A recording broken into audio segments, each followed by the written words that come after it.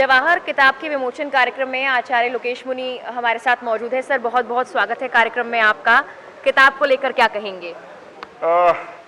मैंने इस पुस्तक को पूरा पढ़ा है और ये महान स्वतंत्रता सेनानी, जैन श्रावक, काजल की कोठड़ी में बेदाग आदरणीय जवाहरलाल जी नेहरू के व्यक्तित्व और कर्तृत्व और जीवन दर्शन पर आधारित ये जो पुस्तक है, ये बहुत ही प्रेरणादायी पुस्तक है।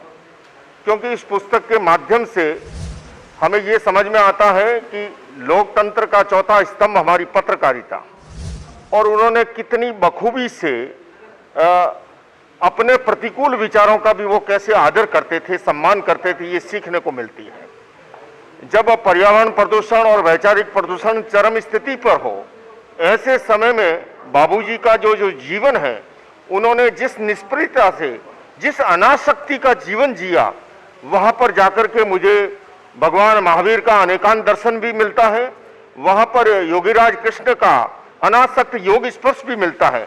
तो मैं समझता हूं आज की युवा पीढ़ी के लिए ये पुस्तक बहुत ही प्रेरक है, पठनीय है, चिंतनीय है, मननीय है, और इस पुस्तक को जरूर पढ़ना चाहिए।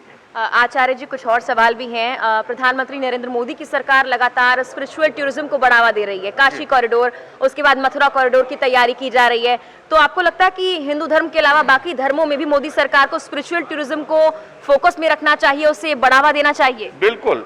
देखिए, हमारा भारत देश जो है ये ऋषि मुनियों का देश है, और अध्यात्म के बल पर, धर्म के बल पर हमने पूरी दुनिया का मार्गदर्शन किया है।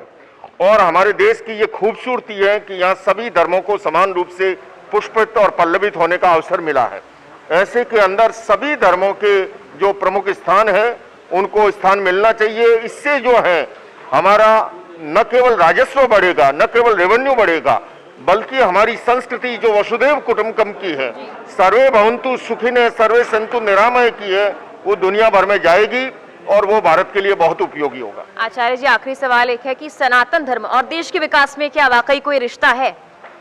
नहीं, देखिए, देश का विकास सनातन धर्म हो, जैन धर्म हो या अन्य धर्म हो, धर्म का डेवलपमेंट से कोई विरोध नहीं है, किंतु धर्म का ये मार्गदर्शन जरूर है कि विकास की, डेवलपमेंट का आधार जो है वो अध्यात्म होना चाहिए।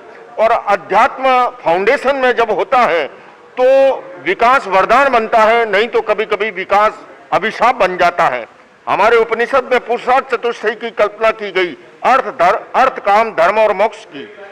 तो ये जो संतुलन जहां बिगड़ता है, आज हम देखते हैं समाज में जो विकृतियां वो इसलिए हैं कि धर्म और मोक्ष को बुला करके केवल अर्थ और काम के पीछे अंधी दौड़ लग रही है। तो निश्चित रूप से सनातन धर्म, जैन धर्म, अन्य धर्म इसमें बड़ा मार्गदर्शन कर सकते हैं, और इसका निश्चित रूप से रिश्ता है, और इससे हमारा भारत स्वस्थ बनेगा, समृद्ध बनेगा। धन्यवाद। धन्यवाद।